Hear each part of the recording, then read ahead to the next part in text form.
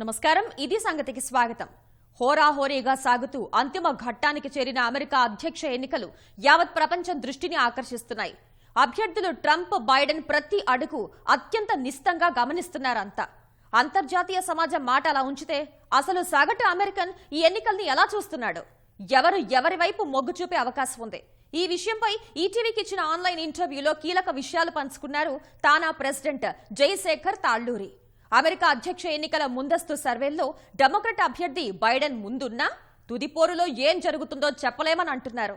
అధ్యక్ష ఎన్నికల్లో రెండు పార్టీలకు అనుకూల రాష్ట్రాల్లో పరిస్థితుల్లో మార్పు లేదని, బ్యాటిల్ స్టేట్సే తుది ఫలితాన్ని నిర్దేశిస్తాయని చెప్తున్నారు. అదే సమయంలో ఈసారి ఎన్నికల్లో భారతీయులు, ముఖ్యంగా తెలుగువారు కీలక పాత్ర పోషించనున్నారని తెలిపారు.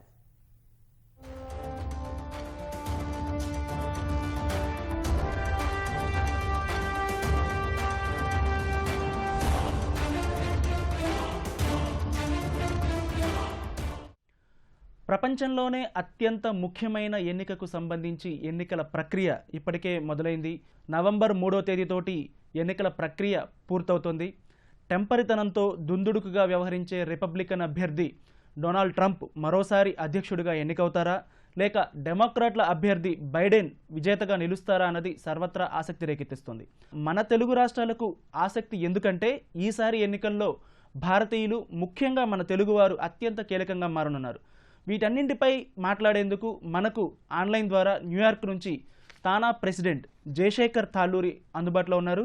అమెరికా అధ్యక్ష ఎన్నికకు సంబంధించి అక్కడ జరుగుతున్న ప్రాసెస్కి సంబంధించి మరిన్ని వివరాలు ఆయన మాటలను తెలుసుకుందాం. నమస్తే జయ్ గారు. నమస్కారం అండి. అమెరికా ఎలక్షన్ ప్రాసెస్ మొదలైంది. ఇప్పటికే చాలా రాష్ట్రాల్లో ఓటింగ్ కూడా జరుగుతూ ఉంది. అమెరికా ఎలక్షన్ అంటే కేవలం అమెరికాకు సంబంధించిందే కాదు, ప్రపంచంలో చాలా దేశాలు కూడా ప్రభావితమవుతాయి. అత్యంత శక్తివంతమైన దేశం అది. ఇప్పుడు ఎలక్షన్ ప్రాసెస్ ఎలా నడుస్తుంది అక్కడ? చాలా రాష్ట్రాల్లో ఎలక్షన్ ప్రాసెస్ మొదలైందండి. పీపుల్ వెళ్ళి వాళ్ళ ఓట్లని వేసుకుంటున్నారు. చివరిగా నవంబర్ 3వ తారీఖు నాడు ఫైనల్గా ఎలక్షన్ ఓటింగ్ పూర్తవుద్ది. ఎప్పుడూ కూడా అమెరికా ఎలక్షన్ అంటే మనకి బయట ఇండియాలోనే ఎక్కువ మీడియా అడావిడి ఉంటుందేమో, చాలా తక్కువగానే ఉంటుంది అమెరికాలో. మీరు పోలింగ్ శాతం కూడా చూసినా కూడా గత ఇన్ని ఎలక్షన్లో కూడా 55% కన్నా ఎక్కువ ఎప్పుడు పోల్ అవ్వనమాట. జనరల్గా ఈ ఎలక్షన్ ప్రాసెస్ అంతా ఒక ప్రెసిడెంట్ దీని మీదే కొంత జనాలందరికీ ఎవరు గెలుస్తారు ఏంటి అన్న ఒక ఆలోచన ఉంటుంది తప్పించి మిగతా ఎలక్షన్లో మనకి ఇండియాలో ఉన్నంత ఆసక్తి అయితే ఉండదని నా ఉద్దేశం. ఎందుకంటే చాలా మందికి ఇక్కడ వాళ్ళ ఏరియాలో కాంగ్రెస్ మెన్ అంటే 530 మంది ఉంటే కాంగ్రెస్ అమెరికా మొత్తానికి, వాళ్ళ ఏరియాలో కాంగ్రెస్ మెన్ ఎవరో వాళ్ళకి పూర్తిగా తెలియదు. ఎంతమంది సెనేటర్లు ఉంటారు, వాళ్ళు స్టేట్కి 2 ఉంటారు. చాలా మంది ఆ 2 సెనేటర్ల పేరు చెప్పడం కూడా అంత రోజు మన జీవితాలని అవి అంత ఎఫెక్ట్ చేయట్లే రాజకీయాలు. ఎందుకంటే ఇక్కడ సిస్టమ్ అంత స్ట్రాంగ్ గా ఉంది. ఈసారి మాత్రం ఒక ప్రత్యేకమైన ఆసక్తిగా నెలకొంది. ఎలక్షన్ ఫేవర్ అంతా కూడా డెమోక్రాట్స్కే ఉందని కనపడుతుంది. అంటే పోయినసారి మనం అబ్జర్వ్ చేస్తే ప్రీపోల్ సిచ్యువేషన్ అంతా కూడా డెమోక్రాట్స్కి చాలా ఫేవర్గా ఉంది. ఆల్మోస్ట్ హిలరీ క్లింటన్ గెలుస్తుంది అనే ప్రచారం జరిగింది. ఇండియాలో అయితే ఆవిడే గెలుస్తుంది అనేటువంటి అభిప్రాయం వ్యక్తమైంది. కానీ అనూహ్యంగా ఎలక్షన్ టైంకి వచ్చేసరికి అమెరికన్స్ చాలా కన్జర్వేటివ్గా బిహేవ్ చేశారు అనేటువంటి అభిప్రాయం మనకి రిజల్ట్ ద్వారా తెలిసింది. ఈసారి ఎలా ఉంది? ఎందుకంటే ఈసారి ఈ 4 ఏళ్లలో ట్రంప్ ఎలా ఉంటారు అనే విషయాన్ని అమెరికన్స్ చూశారు. చూసిన తర్వాత ఈసారి ఎలా ఉండబోతుంది అనేది మీ అంచనా? Last time multi racial votes అన్నీ కూడా హిలరీ క్లింటన్కి వస్తాయి అనుకున్నారు. అలాగే ఇక్కడ సబర్బన్ మామ్స్ అంటారు, అంటే అందరూ సెటిల్ అయ్యి ఊరు చివరికి వచ్చి సిటీల బయటకు వచ్చి సెటిల్ అవుతారు అన్నమాట. వీళ్ళందరూ ఈ సబర్బన్ మామ్స్ ఆడవాళ్ళు, వీళ్ళందరూ కూడా హిలరీ క్లింటన్కి సపోర్ట్ చేస్తారనుకున్నాం. కానీ అది జరగలేదు. దానికి సెవరల్ రీజన్స్ ఉండొచ్చు. ముఖ్యంగా ఏంటంటే ట్రంప్ కలిసి వచ్చిన అంశం ఏంటంటే ఆయన ట్రెడిషనల్ పొలిటీషియన్ కాదు, ఈయన ఒక బిజినెస్ పర్సన్. బిజినెస్ ఎలా చేయాలో తెలుసు. ఆ అడ్వాంటేజ్ తోటి ఆయన గెలవటం కూడా జరిగింది. అసలు మామూలుగా చూస్తే పోల్స్ అన్ని మీడియా అంతా కూడా రిపబ్లికన్స్కి ఆపోజిట్గా, అంటే ఎస్పెషల్లీ ట్రంప్కి ఆపోజిట్గా ఉంది. కానీ చివరికి వచ్చేసరికి ఆల్మోస్ట్ 10-12 పాయింట్లు డౌన్లో ఉన్న ఆయన 270 వస్తాయా రాదు అనుకున్నది, అది సుమారుగా 306 ఎలక్టోరియల్ ఓట్స్ తోటి ఆయన గెలవటం జరిగింది. ఈసారి కూడా బైడెన్ లీడ్లో ఉన్నట్టు కనపడుతుంది అన్ని స్టేట్స్లో 2 సార్లు. కానీ దీనికి డెఫినెట్గా అలా అవుద్ది అని మనం చెప్పలేము, ఎందుకంటే చివరి నిమిషంలో ఏదైనా జరగవచ్చు. స్పెషల్లీ మొన్న ట్రంప్ చేసిన విధానాల్లో కొన్ని జనాలందరూ ఆసక్తికరంగానే అనుకుంటున్నారు. ఏంటంటే, ఒకటి, ఎకానమీని చాలా బాగా ఇచ్చేశాడు. ఇంత కోవిడ్ టైంలో కూడా ఎకానమీని సస్టైన్ చేయటం అనేది ఒకటి. అయితే పోయినసారి ఎన్నికల్లో కొన్ని పర్టిక్యులర్ స్టేట్స్, కొన్ని రాష్ట్రాల్లో ట్రంప్కి చాలా అనూహ్యంగా 1-sided మెజారిటీ వచ్చింది. ఇప్పుడు ఏ రాష్ట్రాల్లో ఎవరికి పరిస్థితి ఎలా ఉంటుంది అనుకుంటున్నారు? పోయినసారి ట్రంప్కి బాగా మెజారిటీ వచ్చిన రాష్ట్రాల్లో పరిస్థితి ఇప్పుడు ఎలా ఉంది? ఇప్పుడు కూడా మిడ్ వెస్ట్ రాష్ట్రాల్లో రిపబ్లికన్స్, రెడ్ స్టేట్స్ అంటారండి, వాటికి డెఫినెట్గా రిపబ్లికన్స్కి ఉంది. అలాగే కోస్టల్ స్టేట్స్ తీసుకుంటే, ఎక్కడైతే ఈ కోస్టల్ న్యూయార్క్ అవ్వచ్చు, అటు కాలిఫోర్నియా అవ్వచ్చు, మెయిన్ స్టేట్స్, ఇవన్నిటికి మనకు వచ్చి ఇమిగ్రెంట్స్ వచ్చి సెటిల్ అవుతా ఉంటారు. ఆ ఇమిగ్రెంట్స్ సెటిల్ అయిన ఎక్కువ అక్కడ డెమోక్రాట్స్కి లీడ్ ఉంది. కాలిఫోర్నియాలో 55 ఎలక్టోరియల్ ఓట్స్ ఉన్నాయి, అలాగే 30 ఓట్ల దాకా న్యూయార్క్లో ఉన్నాయి. ఈ పెద్ద పెద్ద స్టేట్స్. అలాగే ఇలినాయిస్ అనదర్ స్టేట్, పెద్ద స్టేట్, దాంట్లో కూడా డెమోక్రాట్స్ లీడింగ్లో ఉన్నారు. ఇవన్నీ మామూలుగా ఎప్పుడు కూడా ఎవరు వేసినా వేయకపోయినా కూడా జనరల్గా ఈ మిడ్ వెస్ట్లో చాలా స్టేట్స్, ఈ కోస్టల్లో ఈ స్టేట్స్ డెమోక్రాట్స్కి రిపబ్లికన్స్కి అవి పంచుకొని వచ్చేస్తూ ఉంటాయి. ఎప్పుడు కూడా బ్యాటిల్ గ్రౌండ్ స్టేట్స్లోనే మనం ముఖ్యంగా ఫోకస్ చేయాలి. లాస్ట్ టైం ఒహాయో కానీ, పెన్సిల్వేనియా కానీ, మిషిగన్ కానీ, ఇవన్నీ కూడా ఏంటంటే అనూహ్యంగానే చివరి నిమిషంలో రిపబ్లికన్స్కి రావటం, ట్రంప్ గెలవటం జరిగింది. ఇప్పటి వరకు ఒహాయో గెలవకుండా ఏ రిపబ్లికన్ ప్రెసిడెంట్ కూడా వైట్ హౌస్కి వెళ్ళలేరు. ఒహాయో ఇస్ ఒక ఇంపార్టెంట్ స్టేట్ అండి. Pennsylvania another important state, Florida important state, Michigan important state, తర్వాత నార్త్ కెరళైనా, ఇలా మనం చెప్పుకుంటూ పోతే ఇక్కడికి వస్తేనేమో నెవాడా ఒకటి, తర్వాత కొలరాడో, కొంచెం బిగ్ స్టేట్స్, వీటన్నీ ఉన్నాయి. అయితే ప్రెసిడెంట్ ట్రంప్ సుమారుగా ఒక 10 సార్లు నార్త్ కెరళైనాకి, పెన్సిల్వేనియాకి, ఒహాయోకి వెళ్ళటం జరిగింది తన ఈ ప్రెసిడెన్షియల్ టర్మ్లో. కానీ ఇక్కడ కొన్ని మనం చెప్పుకోవాలి. ఏంటంటే, వైస్ ప్రెసిడెంట్ బైడెన్ పుట్టింది పెన్సిల్వేనియాలో. ఆయన డెలవేర్కి సెనేటర్గా ఉన్నాడు, పనిచేశాడు. 47 సంవత్సరాల్లో ఆయనకు రాజకీయ అనుభవం ఉంది. కానీ ఆయన ఎప్పుడు ఆల్వేస్ ఏమంటారంటే, is a third senator from Pennsylvania అంటారు అనమాట. సో ఎందుకంటే ఈ 2 పక్క స్టేట్స్, ఆయన డెలవేర్లో సెనేటర్గా ఉన్నా కూడా పెన్సిల్వేనియాలో ఉంటాం వాళ్ళని. సో అది బైడెన్కి ఒక అడ్వాంటేజ్ ఉంది. అలాగే జాన్ కాసిక్ అని ఒహాయో గవర్నరు, ఇంతకు ముందల 2 సార్లు రిపబ్లికన్ గవర్నర్ చేశాడు. ఆయనకు మంచి పేరు ప్రఖ్యాతలు ఉన్నాయి. కానీ ఆయన ఈసారి డెమోక్రాట్స్కి చేయటం జరుగుతుంది. అలాగే జాన్ మెకేన్ ఇంతకుముందు ప్రెసిడెన్షియల్ క్యాండిడేట్గా పోటీ చేశాడు, రిపబ్లికన్ క్యాండిడేట్. ఆయన వైఫ్ వచ్చి, ఆయన చనిపోయారు, వైఫ్ వచ్చి డెమోక్రాట్స్ సపోర్ట్ చేస్తుంది. సో వీటన్నిటిని చూస్తూ ఉంటే, ఇప్పుడున్న లీడ్ని బట్టి చూస్తూ ఉంటే డెఫినెట్గా కూడా కొంతవరకు డెమోక్రాట్స్ లీడ్లో ఉన్నట్టు కనపడుతుంది. అంటే ఏవైతే క్రూషియల్ స్టేట్స్ ఉన్నాయో అక్కడ డెమోక్రాట్స్కి ఎడ్జ్ కనపడుతుంది. క్రూషియల్ స్టేట్స్ ఏవైతే అనుకుంటారు, డిసైడ్ చేసే స్టేట్స్లో వాళ్ళకి ఆల్మోస్ట్ 6-7% తేడాలో లీడ్లో ఉన్నారండి బైడెన్. కానీ ఈ మిగతా వాళ్ళందరూ ఇప్పుడు ఏంటంటే, ఈ స్టేట్స్లోనే చాలామంది ఇమిగ్రెంట్స్ ఉన్నారు, మన వాళ్ళు ఉన్నారు. వీళ్ళందరూ ఓట్లు కూడా ఎలా వెళ్తాయని అన్నది కూడా ఒక ఇంపార్టెంట్ పాయింట్ అనమాట. సార్, ఇప్పుడు ఇంతకుముందు మీరు చెప్పినట్లుగా లాస్ట్ టైము బిజినెస్ పీపుల్ ఎక్కువగా ట్రంప్ని సపోర్ట్ చేశారు అన్నారు. ఆయన అధికారంలోకి వచ్చారు. ఈ 4 ఏళ్ల పాలన ఎలా ఉంది? ఒకవేళ ట్రంప్ మళ్ళీ గెలిస్తే ఏ అంశాలు ఆయన గెలుపుకు దోహదం చేస్తాయి అనుకుంటున్నారు? ఒకవేళ ఓడిపోతాడు అనుకుంటే ఏ అంశాల వల్ల ఓడిపోయే అవకాశం ఉంటుంది? ఆయన స్ట్రాంగెస్ట్ ఏంటంటేనండి, ఎకానమీ విషయంలో చాలా చక్కగా డెవలప్ చేశాడు. ఇప్పటివరకు స్టాక్ మార్కెట్స్ కానీ, బిజినెసెస్ కానీ, అన్ఎంప్లాయ్మెంట్ రేట్ కానీ సో ఫార్ చాలా బాగుంది అమెరికాలో. ఈ కోవిడ్ వచ్చాక కొంచెం, ఈ కోవిడ్ టైంలో కూడా ఈ ఎకానమీ సస్టైన్ అయినట్టు ఏ దేశంలో కూడా ఎకానమీ సస్టైన్ అవ్వలేదు. అది ఆయనకు ఒక స్ట్రాంగ్ పాయింట్. తర్వాత సెక్యూరిటీ, ఇంటర్నల్ కానీ బయట కానీ చాలా సెక్యూర్డ్గా ఫీల్ అవుతున్నారు.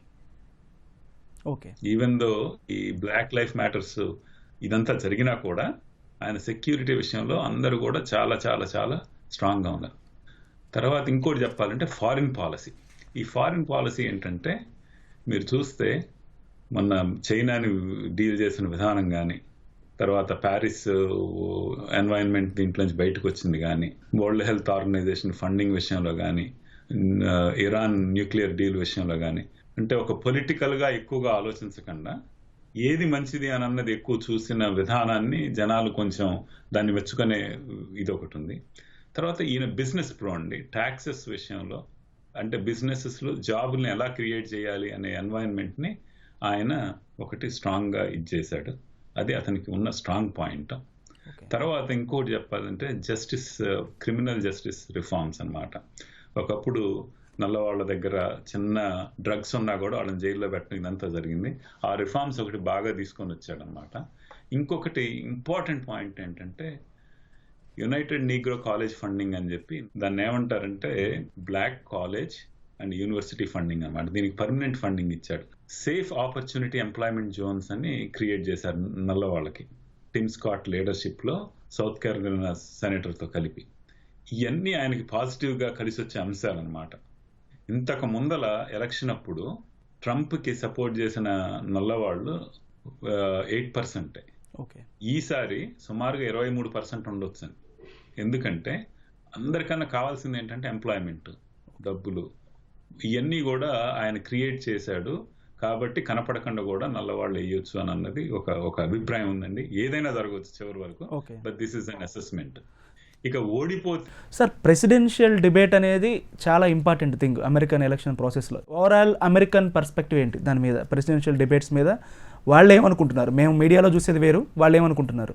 మొదటి డిబేట్ చూసి చాలా సిగ్గుపడ్డారు. వీళ్ళిద్దరు అమెరికన్ ప్రెసిడెంట్లు అయ్యేదా అన్నది చాలా మంది అభిప్రాయం వ్యక్తం చేశారు. డిగ్నిటీ లేకుండా, ఒక డెకారం లేకుండా ఒకళ్ళ మీద ఒకళ్ళు మాట్లాడుకొని ఆ మాట్లాడేది ఆపుకోలేక ఒకళ్ళు క్లౌన్ అని లేకపోతే ఇంకోటని మాట్లాడటం జరిగింది. కానీ రెండో చాలా బాగా జరిగింది రెండో డిబేట్. అవును. ఎందుకంటే ఈ ఎలక్షన్ కమిషన్ ఏదైతే ఉందో స్ట్రిక్ట్ రూల్స్ పెట్టి ఇద్దరికి 2 minutes మాట్లాడాలి, లేకపోతే మైక్ కట్ చేస్తామని చెప్పారు. సో అది రెండోది చాలా చక్కగా జరిగింది. ఎవరు ఏం చేయగలుగుతాము, ఏం చేశారు అని అన్నది వాళ్ళు ఎక్స్ప్రెస్ చేయడం జరిగింది. దాంట్లో ఇద్దరికి సమానంగానే స్కోర్ చేశారని చెప్పుకుంటున్నారు. ఇక్కడ ట్రంప్ అసలు తన ట్రంప్ కార్డు జనరల్గా చెప్పాలంటే ఆయన ప్రో బిజినెస్ అనేది మొదటి నుంచి అలాగే బిహేవ్ చేస్తున్నారు. రెండో మీటింగ్లో కూడా దాన్ని చాలా బాగా స్ట్రెస్ చేసినట్లు కనిపించింది. ఎందుకంటే అమెరికన్ రైట్స్ని ప్రొటెక్ట్ చేస్తామనేది కానీ, లేకపోతే బిజినెస్కి సంబంధించి కానీ అందరు రైట్స్ని ప్రొటెక్ట్ చేస్తామని చెప్పినట్లు కనిపించింది. ప్రధానంగా కొన్ని రాష్ట్రాలకు సంబంధించి ఏవైనా కానీ వాటికి ఎనర్జీకి సంబంధించినటువంటి ఇండస్ట్రీస్ మీద రిస్ట్రిక్షన్స్ తీసుకొస్తామని బైడెన్ చెప్పినప్పుడు ట్రంప్ కొంచెం అక్కడ లోకల్స్ ఫీలింగ్ని రెచ్చగొట్టినట్టుగా కూడా కనిపించింది. వాళ్ళు అలాగా నిర్ణయం తీసుకుంటారంట, చూసుకోండి అనేటువంటి దాన్ని తనకు అడ్వాంటేజ్గా మలుచుకునే ప్రయత్నం కూడా కనిపించింది. ఖచ్చితంగా బైడెన్ చెప్పినప్పుడు ఎనర్జీ పాలసీస్ గురించి, దాన్ని ఎన్వైరన్మెంటల్ దీని గురించి ఆయన మాట్లాడినప్పుడు డెఫినెట్గా ఆయన తీసుకొని వస్తానన్నప్పుడు ట్రంప్ మాట్లాడే విధానం ఎలా ఉంటుందండి, ఎదుటి వాళ్ళని బుల్లీ చేసినట్టే మాట్లాడుతూ ఉంటాడు. అది కాకపోతే నా ఉద్దేశంలో అయితే both of them presented very well what they want to do అన్నది క్లియర్గా వాళ్ళు ఎక్స్ప్రెస్ చేయడం జరిగింది. ఈ ఫైనాన్షియల్గా బిజినెస్ దీని గురించి మాత్రం ట్రంప్ క్లారిటీ ఇచ్చాడు. ట్యాక్సెస్ విషయంలో కూడా హిస్టారికల్గా, ట్రెడిషనల్గా కూడా రిపబ్లికన్స్ అనేవాళ్ళు బిజినెస్ ప్రోగా ఉన్నారు. డెమోక్రాట్స్ అనేవాళ్ళు ఎప్పుడు కూడా ఇమిగ్రేషన్ తర్వాత వచ్చి వీళ్ళ ఈ విషయంలో, అంటే ఇమిగ్రేషన్లో కూడా మనం 2 విధాలుగా మనం చెప్పుకోవచ్చు. లీగల్ ఇమిగ్రేషన్కి ఎప్పుడు కూడా రిపబ్లికన్స్ బాగానే చేశారు. డెమోక్రాట్స్ ఏంటంటే ఇల్లీగల్ ఇమిగ్రెంట్స్ కానీ, డ్రీమర్స్ గురించి కానీ, వీళ్ళందరి గురించి మా విషయంలో డెమోక్రాట్స్ ఎప్పుడు ఫర్గా ఉంటారు. అది వాళ్ళకున్న స్ట్రెంగ్త్. సో ఈ విషయాన్ని మాత్రం ప్రస్ఫుటంగా వాళ్ళు వ్యక్తం చేయడం జరిగింది. మన డిబేట్ ఓట్ బ్యాంక్ని, మైగ్రెంట్స్లో ఓట్ బ్యాంక్ను పూల్ చేస్తున్నారు అనమాట డెమోక్రాట్స్. అవును. సార్ ఎప్పుడు కూడా ఒక జనరల్ పర్సెప్షన్ ఏంటంటే అమెరికన్స్ అనేవాళ్ళు బాగా సెక్యూర్డ్గా ఉండాలని అనుకుంటారు. అంటే వాళ్ళ రైట్స్కి ఇబ్బంది కలుగుతున్నప్పుడు ఎంత ఫ్రీ కంట్రీయో అంత భయపడతారు అనేటువంటి ఒక జనరల్ పర్సెప్షన్ ఉంది. దాన్నే అడ్వాంటేజ్గా ట్రంప్ ఉపయోగించుకుంటున్నారు. అంటే నేటివ్ అమెరికన్స్ రైట్స్ ఇబ్బంది అవుతాయి, డెమోక్రాట్స్ వస్తే కనుక మైగ్రెంట్స్కి ఎక్కువ ప్రయారిటీ ఇస్తారు, నేటివ్ అమెరికన్స్ రైట్స్ ఇబ్బంది అవుతాయి అనేటువంటి ఒక వాదనని తెరపైకి తీసుకురావడం వల్ల వాళ్ళని ఏమైనా పోలరైజ్ చేస్తున్నారా, నేటివ్ అమెరికన్స్ని ఏమైనా పోలరైజ్ చేస్తున్నారా? ఆ ఫ్యాక్టర్ పనిచేస్తుందా? డెఫినెట్గా ఇక్కడున్న అమెరికన్స్, నేటివ్ అమెరికన్స్కి అయితే స్పెషల్లీ మిడ్ వెస్ట్ అంతా కూడా వాళ్ళు చాలా జాగ్రత్తగా వాళ్ళు ఇదిగా ఉంటారు. వాళ్ళకి ట్రంప్ చేస్తే బాగుంటుంది అన్నది మాత్రం క్రియేట్ చేయగలిగాడు. ఆ సెక్యూరిటీని అయితే ఆయన క్రియేట్ చేయగలిగాడు. కాకపోతే మనం ఇది చేయాల్సింది ఏంటంటే ట్రంప్ మాట్లాడటం వరకే, ఆయన ఎలక్షన్ వరకే చేశాడు తప్పించి మిగతా అన్ని నేనేదో వచ్చి వాళ్ళని వేరు పెట్టడం అనేది మాత్రం నేను చూడలేదండి. డెఫినెట్గా 4 సంవత్సరాల్లో కూడా ఆయన ఓట్లని గ్యాదర్ చేయడానికి, పాలరైజ్ చేయడానికి మాత్రం డెఫినెట్గా ఆయన స్టేట్మెంట్లు, ఆయన విధానాలు మాత్రం ఉపయోగపడ్డాయి. కానీ ఆయన ఇంకా ఏ విషయంలో కూడా దాన్ని ఆ విధంగా అయితే ఆయన ఎగ్జిక్యూట్ చేయలేదు. సార్ ఇప్పుడు మైగ్రెంట్స్ అనేవాళ్ళు దాదాపుగా అమెరికన్ జనాభాలో మోర్ దాన్ 50% అన్ని దేశాల మైగ్రెంట్స్ అంతవరకు ఉంటారేమో, బహుశా అంతవరకు ఉండొచ్చేమో. వాళ్ళు ఎంత కీలకం కాబోతున్నారు? ముందుగా మన డిస్కషన్లో వచ్చినట్లుగా డెమోక్రాట్స్ మైగ్రెంట్స్ మీద ఎక్కువ ఆధారపడ్డారా? ఆ ఉద్దేశంతోనే కమలా హ్యారిస్ని వైస్ ప్రెసిడెంట్గా ప్రపోజ్ చేశారా? తప్పకుండా అలాగనే చెప్పుకోవచ్చండి. ఇప్పుడు కమలా హ్యారిస్ని 2 విధాలుగా వాళ్ళు చూశారు.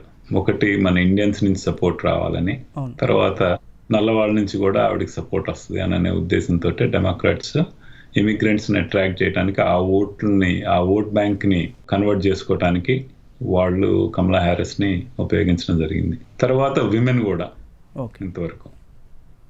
మరి వెనక్కి వెళ్ళి ఆలోచిస్తే సారా ప్యాలిన్ అనే ఆవిడ కూడా వైస్ ప్రెసిడెన్షియల్ క్యాండిడేట్గా నిలబడ్డప్పుడు కూడా ఆవిడకి సపోర్ట్ రాలేదు. రిపబ్లికన్ కదా ఆవిడ రిపబ్లికన్ కదా, అంటే ఆడవాళ్ళ ఓట్లు. అవును. అలాగే మొన్న హిల్లరీ క్లింటన్కి కూడా ఆడవాళ్ళ ఓట్లు పడలేదు. అయితే ఇక్కడ మనం ఆలోచిస్తే ఏంటంటే ఇంకా ఆవిడ ఇండియన్స్ విషయంలో స్కోర్ చేయాల్సిన అవసరం ఉంది. కమలా హ్యారిస్ ఎప్పుడైనా కూడా నా ఉద్దేశంలో వైస్ ప్రెసిడెన్షియల్ క్యాండిడేట్ని ఎవరిని పెట్టినా కూడా జనాలు చూసి ఓటు చేసేది మాత్రం గ్యారంటీగా ప్రెసిడెంట్ క్యాండిడేట్ని చూసి వాళ్ళ పాలసీస్ని, విధి విధానాన్ని బట్టి ఓటేస్తారు. కాబట్టి వీళ్ళు పెట్టినా కూడా దాని ఎఫెక్ట్ మరీ ఎక్కువగా ఉండదని నా ఉద్దేశం. కొంతవరకు ఉంటుంది, కానీ పర్టికులర్గా ఎన్ఆర్ఐలు ఎలాంటి రోల్ ప్లే చేయబోతున్నారు? ఒక నేటివ్ ఇండియన్ ఒక ఆవిడ ఆల్రెడీ మనకి కీ పొజిషన్లో ఉపాధ్యక్షులుగా కూడా పోటీ చేస్తున్నారు. కాబట్టి ఆ ప్రభావం ఎంతవరకు ఉండబోతుంది? ఖచ్చితంగా చాలా ఉంటుందండి. స్పెషల్లీ ఏ అయితే బ్యాటిల్ గ్రౌండ్ స్టేట్స్ ఉన్నాయో, మీరు పెన్సిల్వేనియా తీసుకున్నా, ఒహాయో తీసుకున్నా, మిషిగన్ తీసుకున్నా, నార్త్ కేరళనా తీసుకున్నా, స్పెషల్లీ మన ఇండియన్స్, అందుట్లో స్పెషల్గా తెలుగు వాళ్ళు చాలామంది ఉన్నారు ఈ స్టేట్లో. వీళ్ళ ఓట్లు డెఫినెట్గా కీలకం కాబోతున్నాయని నా ఉద్దేశం. ఇప్పుడు మీరు చూసుకుంటే మన మిషిగన్లో ఎప్పటి నుంచో వెళ్ళి సెటిల్ అయిన ఇండియన్ పాపులేషన్ చాలా ఉంది. దాంట్లో తెలుగు వాళ్ళు చాలామంది ఉన్నారు. నార్త్ కేరళనాలో ఉన్నారు, వర్జీనియా ఇది అనదర్ టాసప్ స్టేట్, దాంట్లో ఉన్నారు. తర్వాత పెన్సిల్వేనియాలో ఉన్నారు. సో మన ఓట్లు కీలకంగానే మనం భావించవచ్చండి. అదిగాక మీరు ఆలోచిస్తే the fastest growing foreign language in America is Telugu వాళ్ళు ముఖ్యంగా లాస్ట్ 10 yearsలో దాదాపుగా 100% పెరిగారేమో బహుశా. ఎందుకంటే అమెరికన్ ఇమిగ్రేషన్ స్టడీస్ చేసిన దాంట్లో 86% ఇండియన్ లాంగ్వేజ్ పెరిగింది ఓన్లీ 7 yearsలో, 2017 వరకు. ఈ 3 ఏళ్లలో ఇంకా పెరిగి ఉండొచ్చు, బహుశా 100% పెరిగారేమో లాస్ట్ 10 yearsలో. వీళ్ళ ఎంతమంది ఉన్నారు, అసలు తెలుగు వాళ్ళు ఎంతమంది ఉన్నారు, వీళ్ళ ఓటింగ్ ఎంతవరకు ప్రభావితం చేయబోతుంది? సుమారుగా 1.3 million వరకు మన వాళ్ళు తెలుగు వాళ్ళు ఉండొచ్చు అని మనం చెప్తున్నారండి. ఓకే, మొన్న కూడా గ్రీన్ కార్డులు I-140, 485 విషయానికి వస్తే 500,000 ఉంటే దాంట్లో సుమారుగా 350,000, 300,000 మన వాళ్ళే ఉన్నారు, తెలుగు వాళ్ళు. ఆ స్టేజ్కి వచ్చింది. ఇవాళ మనం ఎలక్షన్ బ్యాలెట్ చూసినా కూడా కింద వన్ ఆఫ్ ది లాంగ్వేజ్ తెలుగులో కూడా రాసి ఉంటుంది, Yes. మీరు ఈ నెంబర్కి రాసి ఇచ్చేయండి అని. సో తెలుగు వారి ఇంపార్టెన్స్ ప్రతి చోట్ల మనకు కనపడుతుంది. అదే ప్రపంచంలోనే అతి ప్రధానమైనటువంటి ఎన్నికలో తెలుగు భాష ముద్రించారు, బ్యాలెట్ పేపర్లు తెలుగు భాష ముద్రించారు, అంటే అంత ప్రాధాన్యత వచ్చింది. డెఫినెట్ గా మన తెలుగు వారి ప్రాధాన్యత అయితే సంతరించుకుంది. దీంట్లో మన వాళ్ళు ఏంటంటే అందరూ కూడా హై ఇన్కమ్ దీంట్లో ఉండి మన వాళ్ళు కొంత ఇన్ఫ్లుయెన్స్ చేయగలిగిన వాళ్ళు కూడా ఉంటారు. అంటే ఎన్నాళ్ళు రాజకీయాల్లో లేరు, కానీ ఇప్పుడు మాత్రం ఈ జనరేషన్ ఇప్పటి నుంచి ఏంటంటే కొంత రాజకీయాల్లోకి ఆ యాంగిల్లోకి మన వాళ్ళు పాలిటిక్స్లోకి వెళ్ళటం, దాని గురించి చూడటం కూడా జరుగుతుంది. కాబట్టి లేదా ఫండ్ రైజర్స్ మన వాళ్ళు ఏంటంటే డబ్బులు అంటే కొంచెం స్థిరపడి మంచి ఫైనాన్షియల్ బ్యాకింగ్ తోటి ఉన్నారు కాబట్టి ఫండ్ రైజర్స్ కూడా మన వాళ్ళు బాగా చేయటం కానీ దాంట్లో యాక్టివ్గా ఉండటం కానీ ఇప్పుడు జరుగుతుంది. సో మన ఓటింగు కీలకమే, మన డబ్బులు కీలకమే, అలాగే మన వాళ్ళు ఆలోచన విధానాన్ని మనకి ఆ ఇంపార్టెన్స్ అయితే ఇప్పుడు అమెరికా ఎలక్షన్లో మనకు ఇస్తున్నారు అన్నది నా ఉద్దేశం పర్సనల్. మన వాళ్ళ మొగ్గు ఎటువైపు ఉంది సహజంగా, ఎప్పుడు ఎలా ఉంటుంది, ఈసారి ఎలా ఉండబోతుంది? దీన్ని రెండు విధాలుగా చూడొచ్చండి. నేను ముందరొచ్చి సెటిల్ అయిన వాళ్ళు చాలా మంది అందరూ బిజినెస్ అది చేస్తూ ఉంటారు, కొంచెం హై ట్యాక్స్ బ్రాకెట్లో ఉంటారు కాబట్టి రిపబ్లికన్స్ అయితే ట్యాక్స్ బెనిఫిట్ ఉంటుంది అని అన్నది ఒక విధంగా మనం చూడొచ్చు. రెండో విధంగా ఏంటంటే ఇప్పుడు ఇది చేసిన వాళ్ళు ఈ ఇమిగ్రేషన్ ఈ విధానాలు కొంచెం ట్రంప్ కొంచెం స్ట్రిక్ట్ చేశాడు H1కి వాటికి, కాబట్టి ఆ దృష్టిలో చూస్తేనేమో కొంతవరకు డెమోక్రాట్స్కి కూడా ఫర్గా ఉండొచ్చు. కాకపోతే మనం ఆలోచించాల్సింది ఏంటంటే ట్రంప్ మన ప్రైమ్ మినిస్టర్ మోడీ గారికి చాలా దగ్గరగా, పార్టీలకి ఇండియాకి చాలా దగ్గరగా వ్యవహరిస్తున్నాడు. సో దాన్ని కూడా దృష్టిలో పెట్టుకొని మన ఇండియన్స్ ఏంటంటే కొంతమంది రిపబ్లికన్స్కి దగ్గర అయ్యే అవకాశం కూడా కనపడుతుంది.